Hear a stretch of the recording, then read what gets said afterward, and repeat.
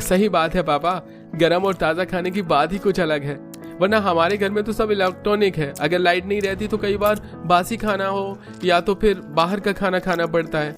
Machine बार बार साफ न करनी पड़े और कब लाइट चली जाए, इस डर से माँ थोड़ा एक्स्ट्रा खाना बनवा कर फ्रिज में रखवा देती हैं। और कभी खाना नहीं बनता या लाइट नहीं होती तो हम लोग वही खाना खा लेते हैं। पति के मुंह से अपने मायके के खाने की तारीफ सुनकर शीतल को बहुत अच्छा लगता है और वो भी खाना खाती है। और खाना खाती ही उसे अपने ससुराल की याद आती है, जहां वो अक्सर बचा हुआ खाना फ्रिज में रख देती है और वही खाना बाद में फ्रिज से निकाल कर सबके साथ खाती है। वैसे सच में आज खाने का स्वाद बहुत अलग है। बहुत दिनों बाद मैं पेट भर कर खाना खा रही हूँ। वहाँ खाना बनाने में कितना आराम है और यहाँ खाना बनाने में कितना स्ट्रगल करना पड़ता है, शायद इसीलिए स्वाद में इतना फर्क है। काफी दिनों बाद शीतल अपने मायके वालों के साथ खाना खाती है और उसे काफी अच्छा लगता है। अगली सुबह होते ही जैसी गुड़िया शांति के साथ खाना बनाने जाती है, बाहर कुछ बच्चे फुटबॉल खेल रहे होते हैं और वो इतनी तेज फुटबॉल फेंकते हैं कि फुटबॉल खाने पर जाकर गिरती है, जिससे चूल्हा भी टूट जाता है और सारा खाना भी फैल जाता है। अरे भागो भागो, खड़ूस दीदी आ गई। तुम बदमाश बच्चे कभी नहीं सुधरने वाले। इतनी बार बोला है ना हमारे घर से दूर खेला करो।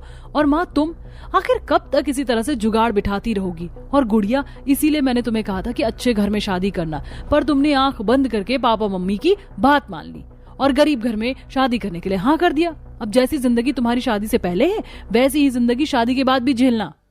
दीदी तुम बेकार ही नाराज हो रही हो। वो बच्चे तुम्हें देखते ही डर कर भाग गए। अब शांत हो जाओ। और मुझे तो अब इन सब की आदत हो गई। और क्या फर्क पड़ता है ससुराल अमीर हो या गरीब, हमारा पति अच्छा होना चाहिए बस, जो हमें खुश रख सके।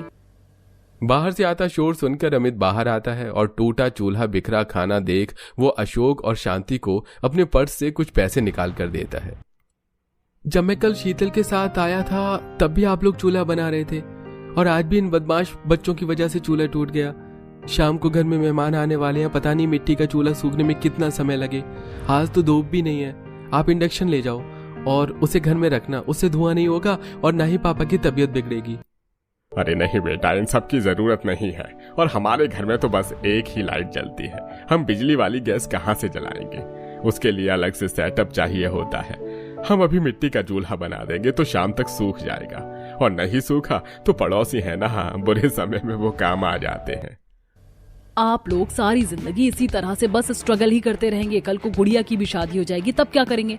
पड़ोसी भी 4 दिन काम आएंगे, उसके बाद मुंह मोड़ लेंगे।